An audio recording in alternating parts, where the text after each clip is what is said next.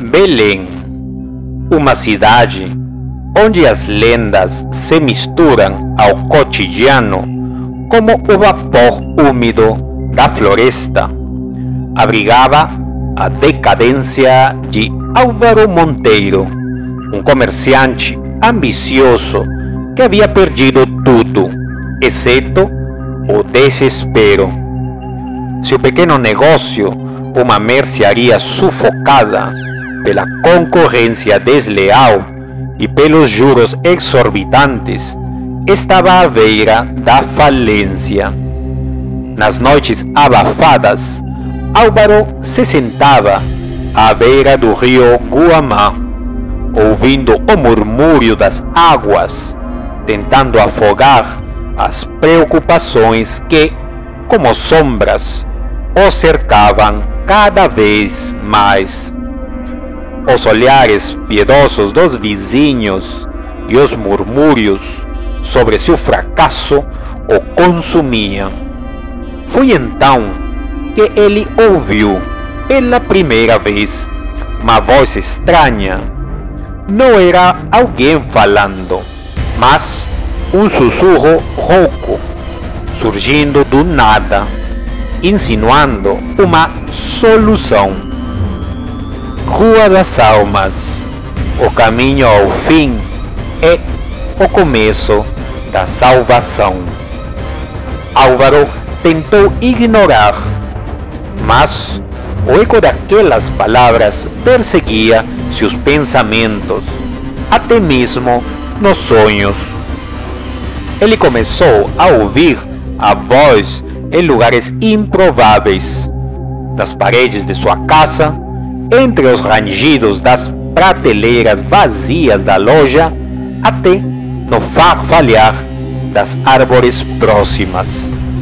Cansado de resistir, ele decidiu seguir o chamado. A Rua das Almas era um lugar que poucos ousavam mencionar, quanto mais visitar. Diziam que quem entrava naquele beco estreito, tomado por uma penumbra opressiva, jamais voltava o mesmo.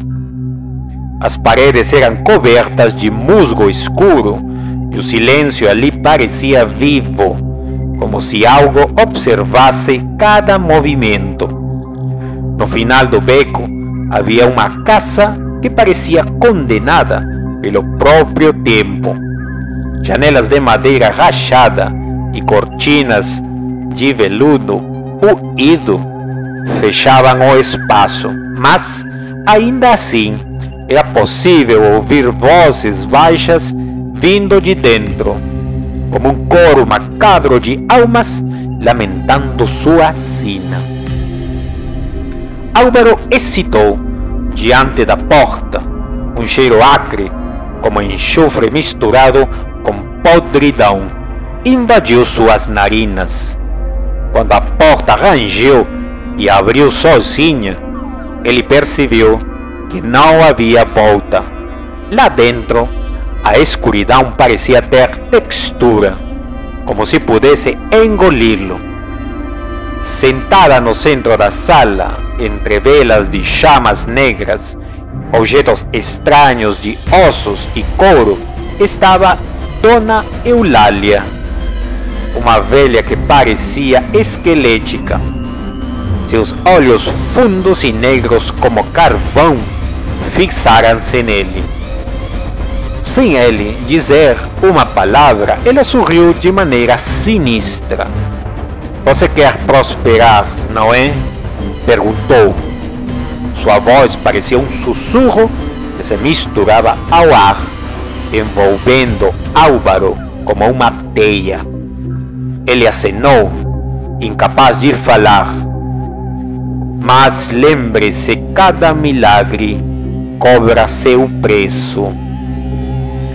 Dona Eulália estendeu uma folha de papel amarelado que parecia mais antiga do que qualquer coisa que Álvaro já tivesse visto.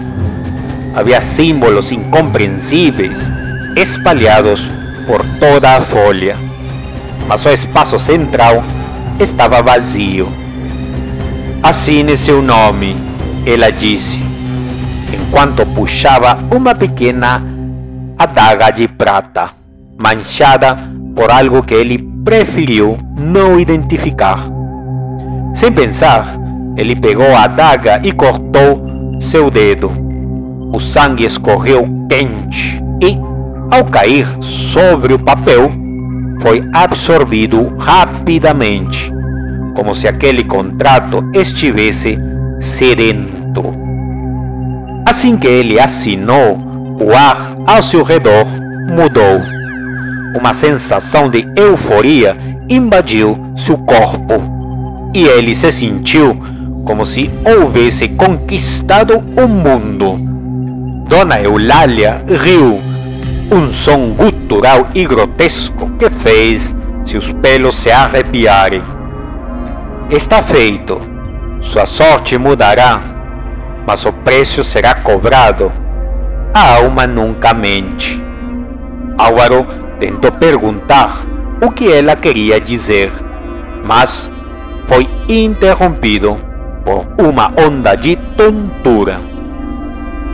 Quando abriu os olhos novamente, estava de volta à porta do beco, com a cidade ao seu redor, como se nada tivesse acontecido.